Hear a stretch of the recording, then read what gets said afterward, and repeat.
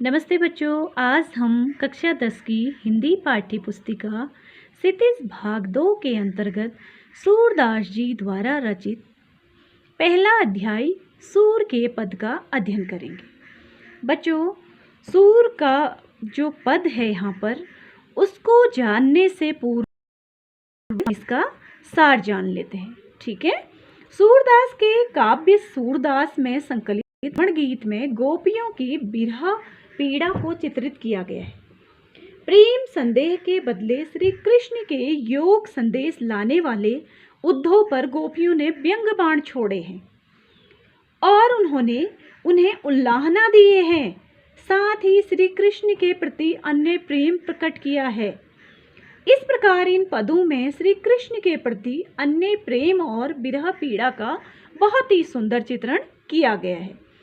और बच्चों, पहले पद में बताया गया है कि यदि उद्धव प्रेम के धागे में बंधे होते तो उन्हें विरह की पीड़ा को समझ जाते, लेकिन वो तो प्रेम बंधन में पड़े ही नहीं, तो इसलिए उन्हें प्रेम का अर्थ भी नहीं मालूम है। और दूसरे पद में गोपियों ने श्री कृष्ण के प्रति अपने प्रेम की गहराई को अभिव्यक्त किया है।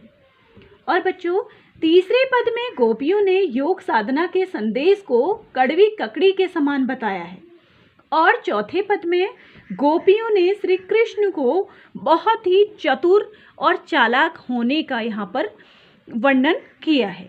आइए जानते हैं बच्चों सूरदास जी द्वारा रचित सूर के पद का पूर्ण अध्ययन।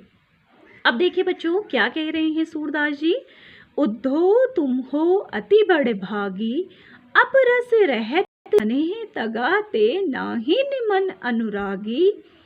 पुर इति पात रहत जल भीतर, तारस देहन दागी।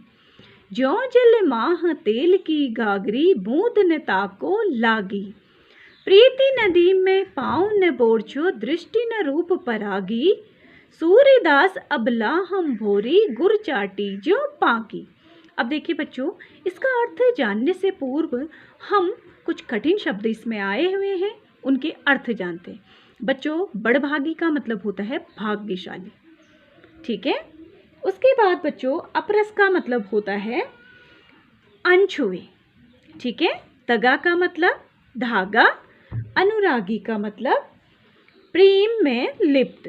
पूरी इतिपात कमल का पत्ता। ठीक है।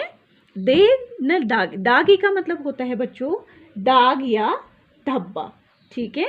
उसके बाद प्रीति नदी, प्रीति नदी बच्चों प्रेम की नदी के लिए यहाँ पर प्रयोग हुआ है। पाँव का मतलब पैर, बोरचो का मतलब डुबोया। उसके बाद परागी, परागी का मतलब बच्चों मुग्ध होना। ठीक है। अबला यहाँ पर नारी के लिए प्रयोग हुआ है। भोरी का मतलब यहाँ पर भोली से है। उसके बाद गुड़ चाटी, जो पागी यहाँ पर गुड़ से लिपटी हुई चींटियों की तरह इसको बताया है। आइए जानते हैं इसका पूर्ण अर्थ।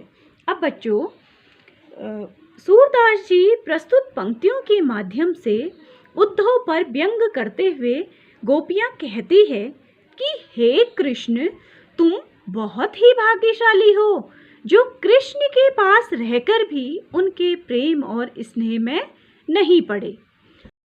कमल के उस पत्ते के समान हो जो सदा क्या रहता है, जल पर रहता है, लेकिन वो फिर भी जल में रहने के बावजूद भी जल से हमेशा अछूता रहता है, अर्थात उसमें जल नहीं ठहरता।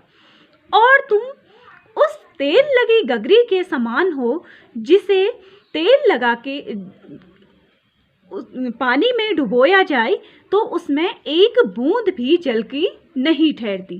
ठीक उसी प्रकार तुम भी कृष्ण रूपी प्रेम की नदी के साथ रहते हुए भी उसमें स्नान करने की बात तो बहुत दूर की है, पर तुम पर तो कृष्ण के प्रेम का एक छींटा भी नहीं पड़ा। तुमने कभी भी प्रीति रूपी नदी में पैर नहीं डुबोया। तुम तो बहुत ही विद्वान हो, इसलिए कृष्ण के प्रेम में नहीं पड़े, परंतु हम भोली भाली गोपियां तो उनके प्रेम में इतनी लीन हो चुकी है, इतनी आकर्षित हो चुकी है कि जिस प्रकार गुड़ में लगी चींटियां गुड़ के प्रति आसक्त हो जाती है, उसी प्रकार हम भी कृष्ण के प्रेम में लीन हो गए हैं। अगर हमें उनसे अलग किया जाएगा तो हम उसी प्रकार मर जाएंगे, जिस प्रकार गुड़ से चींटियों को अलग किया जाता है तो वो मर जाती है। अब बच्चों दूसरा पद देखेंगे इसका। मन की मन ही माँझ रही, कहिए जाय कौन पे उद्धो नाही परत कही। अवधि आधार आस आवन की तन मन बिथा सही। अब इनी जोग संदेश नि सुनी सुनी विरहिनी बिरह दधी। चाहती हुती गुहारती नहीं ते उत्ते धार बही। सूर्यदास अब धीर धरियो क्यों मर जाना न लाही। अब देखिए बच्चों, इसमें भी कठिन शब्द आए हैं तो हम इनके पहले अर्थ जान लेते हैं। ठीक है बच्चों, अब देखिए इसमें सबसे पहले क्या आया है, अवधि। ठीक है, अवधि का मतलब क्या होता है बच्चे, समय। ठीक है, उसके बाद आस, आस का मतलब होता है बच्चों आशा। ठीक है, उसके बाद और कौन से शब्द, अब देखिए बच्चे फिर आया है विथा। ठीक है, विथा, विथा का मतलब होता है बच्चों पीड़ा। ठीक है, विथा का मतलब क्या होता है, पीड़ा। उसके बाद बिरह आया है, बिरह यहाँ पर वियोग के लिए है। ठीक है, उसके बाद गुहारी, गुहारी रक्षा के लिए किसी को पुकारना। ठीक है, जिन्हीं ते जहाँ से, उत्ते उधर से। उसके बाद धार बही, धार बही का मतलब योग की प्रबलता या योग की धारा भी हम इसको कह सकते हैं। ठीक है, धीर का मतलब होता है बच्चों धैर्य या धीरज। धैर्य का मतलब धारण करे। उसके बाद एक शब्द ये आया है मर्यादा, मर्यादा का मतलब होता है बच्चों मर्यादा। ठीक है, न लही, न लही का तात्पर्य यहाँ पर नहीं रही या नहीं रखी से है। ठीक है, अब जानते हैं इसकी पूर्ण व्याख्या कि सूरदास जी इन पंक्तियों के माध्यम से क्या कहना चाह रहे। प्रस्तुत पंक्तियों के माध्यम से गोपियां उद्धव से कहती है कि उनकी जो मन की बातें हैं वो मन में ही रह गई है, क्योंकि उन्हें कृष्ण के प्रेम का आने का बहुत दिनों से इंतजार था। वो अपने मन की बातें श्री कृष्ण को ही बताना चाहती थी, परंतु कृष्ण ने तो उनकी मन की बातें मन में ही रह गई है। वो उद्धव को अपनी व्यथा नहीं बताना चाहते हैं। ठीक है, कृष्ण के लौट आने की आशा को वो आधार मानकर वो तन मन हर प्रकार से विरह की व्यथा को सह रही थी, ये सोचकर कि कृष्ण आएंगे तो हमारे सारे दुख दूर हो जाएंगे। परंतु कृष्ण के ज्ञान योग का संदेश, कृष्ण ने ज्ञान योग का संदेश भेजकर हमें पहले से और भी ज़्यादा दुखी कर दिया है। हम विरह की अग्नि में और भी पहले से अधिक जलने लगी है। ऐसे समय में कोई अपने रक्षक को पुकारता है, परंतु यहाँ तो हमारे रक्षक ही हमारे दुखों का कारण बन चुके हैं। हे उद्धव, हम क्यों धीरज रखें, हम क्यों धैर्य रखें? अब हमारी आशा का एक तिनका भी डूब चुका है तो हम क्यों धैर्य को धारण करें? प्रेम की मर्यादा का कृष्ण ने उल्लंघन किया है, क्योंकि प्रेम की मर्यादा तो प्रेम के बदले प्रेम होता है, परंतु उन्होंने हमारे इस मर्यादा का उल्लंघन किया है। इसलिए कृष्ण ने हमारे प्रति हमारे प्रेम का छल किया है। अगली पंक्तियां देखिए बच्चों। हमारे हरि हारिल की लकड़ी, मन क्रम वचन नंद नंदन उर यह दृढ़ करी पकड़ी। जागत सोवत स्वप्न दिवस निसी कान है कान जकरी।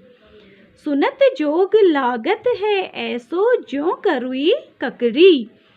सुतो प्यादी हमरो ले आए देख सुनी न करी। यह तो सूर तिन्हि ले सौंप्यो जिनके मन चक्री। अब देखिए बच्चों, इसमें भी कठिन शब्द आए हुए हैं। हारिल, ठीक है, सबसे पहले हारिल बच्चों, हारिल एक ऐसा पक्षी होता है जो कि एक लकड़ी को आधार मानकर उसे सदा पकड़े रहता है, और लकड़ी यहाँ पर लकड़ी के लिए ही प्रयोग हुआ है। उसके बाद बच्चों, नंद नंदन का मतलब है नंद के पुत्र, यानी कौन है वो? श्री कृष्ण। ठीक है। उसके बाद बच्चों, दृढ़ दृढ़ करी। ठीक है। दृढ़ करी का मतलब है मजबूती से। ठीक है। पकड़ी का मतलब पकड़ी। ठीक है, या पकड़ना भी हो सकता है। उसके बाद बच्चों, निसी। निसी का मतलब यहाँ पर रात से है। ठीक है। और उसके बाद जकरी। ठीक है। जकरी का मतलब है टलती रहती है या जकड़े रहती है। ठीक है। उसके बाद बच्चों, करुई। ठीक है। उसके बाद करुई, यहाँ पर ककड़ी की जो करुई है वो कड़वे या कड़वी के लिए प्रयोग हुआ है। ककड़ी यहाँ पर ककड़ी के लिए ही प्रयोग हुआ है। ठीक है। व्याधि का मतलब यहाँ पर रोग से है या पीड़ा पहुंचाने वाले वस्तु से है। ठीक है। उसके बाद बच्चों, सौंपों का मतलब सौंपना, और मन चक्री का मतलब जिनका मन चक्र के समान सदा घूमता रहता है। ठीक है। उसके बाद बच्चों, इसका पूर्ण व्याख्या देखते हैं कि सूरदास जी इन पंक्तियों के माध्यम से हमसे क्या कहना चाहते हैं। ठीक है। गोपियां उद्धव को संबोधित करते हुए प्रस्तुत पंक्तियों में क्या कह रही है कि श्री कृष्ण हमारे लिए हारिल के लकड़ी के समान है। क्यों बच्चों? जिस प्रकार हारिल पक्षी, जो एक पक्षी होता है, वो हारिल की लकड़ी को सदा अपना आधार मानकर पकड़े रहता है, तो उन्होंने अपनी तुलना किससे की है? हारिल की लकड़ी से की है। ठीक है। और बच्चों, क्या करता है हारिल पक्षी? सदा अपने पैरों के पंजों में लकड़ी को सदा क्या करता है? पकड़े रहता है, और उसे वो नहीं छोड़ता है। वैसे ही हम अपने श्री कृष्ण को छोड़ने में क्या हो रहे हैं? असमर्थ हो रहे हैं। हम अपने प्रिय कृष्ण को मन से, कर्म से, वचन से अपने हृदय में बसाए हुए हैं। हम सोते जागते, स्वप्न में, दिन में, रात में, हर तरह से, हर प्रकार से श्री कृष्ण की रट लगाए रहती है।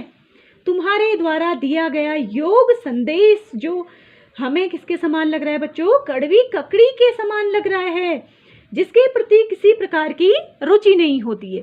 क्योंकि बच्चों, अगर हम कभी भोजन ग्रहण कर रहे होते हैं तो उस समय हम सलाद लेते हैं ककड़ी के रूप में। अगर कड़वी ककड़ी हमारे मुंह में आ जाती है तो हमारे मुंह का पूरा टेस्ट क्या हो जाता है? खराब हो जाता है। उसी प्रकार यहाँ पर कड़वी ककड़ी के समान उन्होंने योग संदेश को बताया है। ठीक है। और वह क्या कह रही है आगे? जिनके प्रति किसी प्रकार की क्या होती है? हमें रुचि नहीं होती है, उस प्रकार का तुम योग संदेश लेकर यहाँ पर आए हो। योग साधना तो हमारे लिए ऐसा रोग है जिसके बारे में न तो हमने पहले कभी सुना था और न ही कभी देखा है, और न ही उसको कभी भोगा है। हे उद्धव, योग साधना का संदेश तो उन्हें जाकर तुम देना जिनका मन बच्चों चक्री के समान घूमता रहता है और भटकता रहता है। हमारे लिए तो श्री कृष्ण ही एकमात्र सहारा है, और हमारा मन उनके प्रति ही दृढ़ है, जो कि अब किसी और पर नहीं आ सकता है। अब बच्चों, अंतिम पंक्तियां हैं ये। हरि है राज आए, समुझी बात कहत मधुकर के समाचार सब पाए। एक अति चतुर होते पहले ही अब गुरु ग्रंथ पढ़ाए। बड़ी बुद्धि जानी जो उनकी जोग संदेश पठाए। उद्धव भले लोग आगे के पर हित डोलत ढाए। अब अपने मन फेर पाहिए चलत चूहुते चुराए। ते क्यों अनीति करे आपुंजे और अनीति छुड़ाए। राज धर्म तो यही सूर जो प्रजा न जाहि सताए। अब देखिए बच्चों, इसमें भी कठिन शब्द आए हुए हैं जिनका हम अर्थ सरल करते हैं। ठीक है। सबसे पहले बच्चों, यहाँ पर जो कठिन शब्द आया है वो आया है बच्चों मधुकर। ठीक है, मधुकर यहाँ पर किसके लिए प्रयोग हुआ है बच्चों? भौरे के लिए। ठीक है, जो गोपियों द्वारा उद्धव को संबोधित करने के लिए प्रयोग किया गया है यहाँ पर। ठीक है, चतुर का मतलब बच्चों क्या होता है? योगी या चालाक भी आप इसको कह सकते हैं। ठीक है, उसके बाद बच्चों पढ़ाई। पढ़ाई का मतलब है भेजे। ठीक है, उसके बाद बच्चों बुद्धि का मतलब तो बुद्धिमान ही होता है। उसके बाद उद्धव यहाँ पे भौरे के लिए प्रयोग हुआ है। और उसके बाद आया है परहित। ठीक है, परहित। परहित यहाँ पे दूसरों की भलाई के लिए। ठीक है, दौलत ढाए यहाँ पर घूमते फिरते थे। ठीक है, उसके बाद फेर। ठीक है, फेर का मतलब बच्चों फिर। ठीक है, फेर का मतलब फिर। पाइये का मतलब प्राप्त कर लेंगी। ठीक है, अनीति का मतलब है बच्चों अन्याय। उसके बाद आप उनका मतलब है स्वयं, यानी स्वयं के लिए यह प्रयोग हुआ है। ठीक है, अब बच्चे इसका पूर्ण अर्थ जानते हैं कि कृष्ण प्रस्तुत पंक्तियों के सूरदास जी प्रस्तुत पंक्तियों के माध्यम से क्या कह रहे हैं। ठीक है, गोपियां यहाँ पर निसंकोच उद्धव से कह रही है कि हे भ्रमण रूपी उद्धव, अब तो श्री कृष्ण ने राजनीति पढ़ ली है। आपके योग संदेश को सुनकर पहले ही हम समझ गए थे, किंतु अब समाचार जानकर पूर्ण विश्वास हो गया है कि श्री कृष्ण राजनीति पढ़कर और भी पहले से ज्यादा चतुर हो गए हैं। हे उद्धव, आप पहले ही चतुर थे, पर उस पर भी आपने गुरु श्री कृष्ण से राजनीति का ग्रंथ पढ़ आए हैं। राजनीति का ही यह प्रभाव है कि बुद्धि चातुर्य में श्री कृष्ण इतने कुशल हो गए हैं कि योग का ही संदेश भेजे जा रहे हैं। हे उद्धव, पहले के लोग कितने भले थे, जो दूसरों की भलाई के लिए आगे चले आते थे। इतना सब जान लेने पर तो हम इतनी तो आशा कर ही सकते हैं कि हमारे मन को श्री कृष्ण ने जाते समय चुरा लिया था। लेकिन हम आपसे एक विनती करते हैं, अब जाकर आप पुनः उनसे ये कह देना कि जो मन आप जाते हुए लेके गए थे, वो मन हमारा क्या कर दें? वापस कर दे। अथवा वे स्वयं अनीति के रास्ते पर क्यों चल पड़े हैं? वे प्रेम के स्थान पर योग संदेश भेजकर हमें और भी अधिक दुखी कर रहे हैं और भी हम पर अन्याय कर रहे हैं। उनको राजधर्म भी नहीं पता है क्या? राजधर्म भी वो भूल चुके हैं कि एक राजा का क्या धर्म होता है? प्रजा की रक्षा करना, प्रजा को न सताना। और वह तो हमारे यहाँ पर दुखों का कारण बन चुके हैं और वही हमारे आज भलाई पर कोई भी ध्यान नहीं रखना चाहते हैं। बच्चों, उम्मीद करती हूँ आप लोगों को यह पाठ बहुत अच्छे से समझ आ गया है। अगर वीडियो पसंद आए तो लाइक और शेयर जरूर कीजिएगा। धन्यवाद।